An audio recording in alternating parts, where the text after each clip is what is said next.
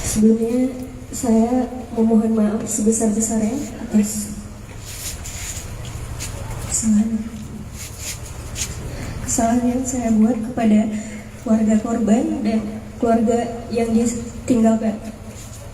Saya sama sekali tidak dalam keadaan sadar dan tidak sengaja menabrak korban, dan saya sangat menyesal sekali atas kelalaian saya.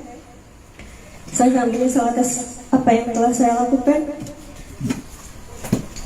Tapi saya benar-benar tidak sengaja menabrak korban dan dalam keadaan tidak sadar. Tanyakan silakan. Berarti memang lagi mabuk ya? Iya, saya lagi dalam keadaan gak sadar. Untuk kendaraan itu milik siapa? Milik kita atau milik orang tua? Milik saya sendiri. Tadi kabur itu kenapa? Takut? Enggak, karena saya nggak sadar saya udah nabrak seseorang. Masih tinggi Pak? Enggak, saya dalam pengaruh alkohol. Sering karaoke ya? Jarang. Apa yang minum? Hennessy. Oke, cukup ya. Masih kuliah ya? Dan kuliah di mana aja? Kuliah di mana? Adura.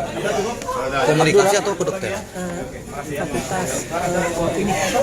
Download Tribun X sekarang, menghadirkan lokal menjadi Indonesia.